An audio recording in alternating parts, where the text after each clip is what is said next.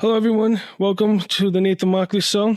I'm Nathan, and I'm here with, what's it? Susan Raposo from Best Life RO. So what is Best Life? So it's an organization that supports adults with developmental disabilities. It was started probably about a year ago, which is really exciting, but we were fortunate enough to receive some transformation dollars from the state of Rhode Island, and we were able to start it. We provide a variety of different services, from support brokerage to employment supports, community supports, building networks.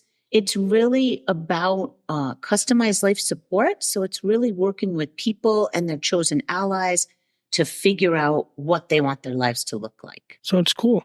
Why did you decide to set up an agency? I've been working for another organization in Rhode Island for 30 years. I started when I was 21. I worked in a variety of different roles. And probably about 3 or 4 years ago, I started to meet these younger families and people that really wanted something different in their lives. They didn't, they just wanted their lives to look different. And I wasn't sure that those supports were out there. So I started to think about how I could do it. I started to put I found a partner. I have a partner in this as well, named Sherry Sorrell. She's she does a lot of the background stuff where I do more of the front end stuff. We got together and we started to think about how to shape this. And we started to talk to people nationally and in state and to just kind of see what it could look like. So we invited probably maybe about 8 or 10 people to be on an advisory committee and help us to start thinking about where to begin. Once we did that, shortly after is when the state of Rhode Island, due to the consent decree, they were offering some money for organizations that were really thinking about transformational services. So one of the ladies on the advisory committee called me and said, "Sue, now's the time." And I said, "Oh no, this is my 3 to 5 year plan. I don't have enough done." She said, No, now's the time. And she said, "You go home and you put a pen to paper, mission, vision, value, services, and you start there." So I, of course, did what she said. And I did it. And we started there and we created a proposal and we were awarded the funds, which was great. And we started. And as of today, so about a year and a few months later, we're actually working with 30 people and their families. And so you provide, you're a support broker. What does that mean? Support brokerage, it's kind of a new word in the state, probably for the last maybe 3 or 4 years. But to me and to Best Life, it really almost could be anything. So it's really, again, what do you want your life to look like? How do we help you get there? So there's a few components, many components to support brokerage, but there's a few like I can kind of go over. So sometimes for families, it's just help navigating the system. So what does that look like? The system in Rhode Island's pretty complicated. So, sometimes they're trying to figure out, who do you call for this? Who do you contact for this? So we will help them with that. Or there's a problem with their benefits, so we'll help them with those things. So there's navigating the system. There's, for some people, you meet them and they might be looking for employment services. So we'll, kind of help them with that. There's some people that may have a job, but they might not have any friends, so they might not be connected to the communities in which they choose. So we can help them navigate that. We help them and their families navigate that, or their chosen allies. We try to look at it on, who are the people that you want to be with to help navigate your life. So you mentioned you provide helping find jobs. Can you explain a little more how you do that? Sure. It really, again, we start with the person. I always try to use the words interest, gifts, skills, and talents. So what are your interests, gifts, skills, and talents? We figure out, what is the person really looking for? It's really, and we think about this a lot, but it's really about deeply listening to people and really understanding what they want their lives to look like. So that's kind of where we start. And then from there, we just, we'll try to navigate and figure it out. If your interest is horses, we can Google my maps, how many horse farms there are in Rhode Island. There's a million of them, by the way. So we can utilize those. We utilize whatever tools we can. Yeah. We also have partnered with Doug Crandall, and he will with the discovery staging record. So that's another option for people. Again, it depends where people are in their journey and what that looks like for them. Yeah. So you find out what the person's interests are, what they like to do, and then you go out and look for what's out there, and then you make those connections. Exactly. And what the match is, Where the match is. I think the match for really any relationship opportunity, employment, connection, anything, the match is the most important piece. If you're not well matched to a job or, relationship, community setting, anything like that, it's never going to work. I don't do well in a library. I talk too much. Now, after you provide a service, you follow up with them too and keep in touch with them, see how things are going, and they can always contact you. Absolutely. So the way that it works is people and their families or chosen allies will actually decide on an amount of hours or time that they will write us into their ISP for, utilizing their self-directed support. So they kind of decide that, and based on that, and based on what people want and need, we will actually stay engaged with them in that way. What I will say is that if, let's say, the person finds a job, he has friends, everything's all set, and they don't need us anymore, then that's great. Then call us when you do, or ask us to reconnect whenever you're ready. So that's kind of the way we look.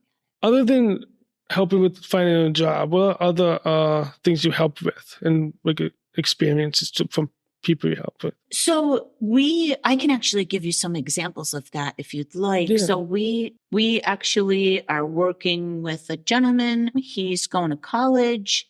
He's not quite ready for a job just yet, but what he asked us for was he's really into sports. He loves to play golf. He's really into sports. So I actually worked with him to figure out some different ways that we could kind of get him connected to those two places. So we were fortunate. I actually know someone on the Brown University football team who's connected to them.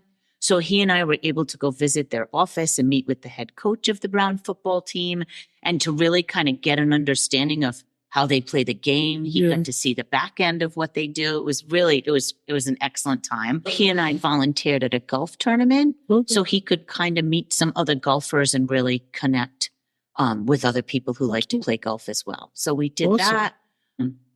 He's also a runner, so I was able to connect him. He runs in his neighborhood, but he's never run a 5K. So he and I have done 3 5Ks over the last year, and he finished the first one in 29 minutes, the second one in 27 minutes, and the third one in 25. Wow. I know. It was amazing. So anything like that, again, it's based, what anything that we do is based on people's interests, gifts, skills, and talents. So thinking about all those things, that's the way that we kind of shape how we're working with people. I'm always thinking, I think support brokerage for people and families is oftentimes it's a really vague term, I feel like. And I think sometimes it's hard for people and their families to really grasp it. And I think, I guess what I would say is really just think about, it could be anything, so it could be anything to anyone based on who you are and where you are in your journey of life and where do you want to get to. So we can kind of explore anything along that path. And another thing I think that families should understand about support brokerage is that we can actually help find staff for people to work with through their self-directed plans. That's always a good thing. It's definitely difficult to find someone. Yeah. And, there's different ways to do it too. I always share with families to think about who they know and who the person knows already. I always think about anyone that I know, and I always try to think about a good match, who would be well matched to the person. The other piece of support brokerage that I forgot to talk about was our advisor services. We have 9 advisors on staff right now, part-time.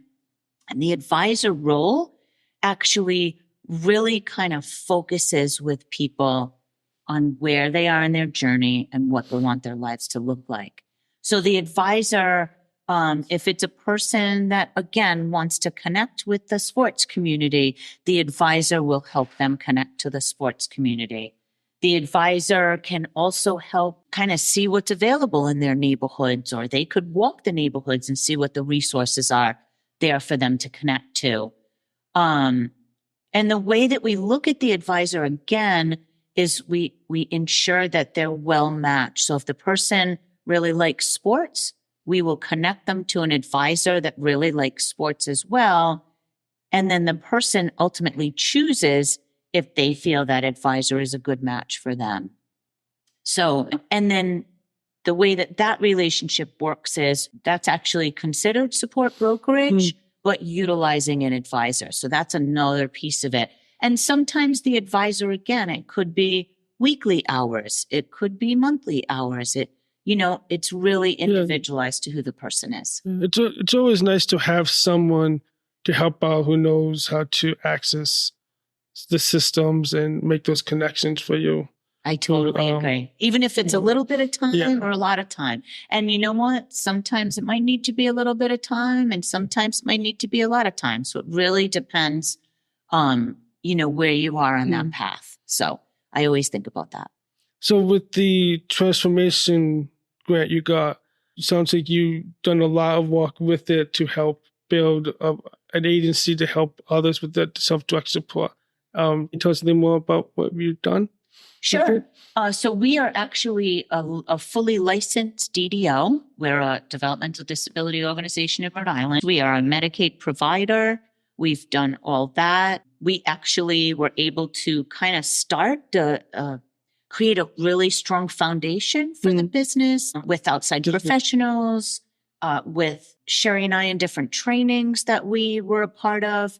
We actually were able to put all of our policies and procedures, and we are in full compliance with all regulations. So we were able to create all those things. We have all the technology that we need, all the insurances, and we employ 9 part-time advisors. Awesome.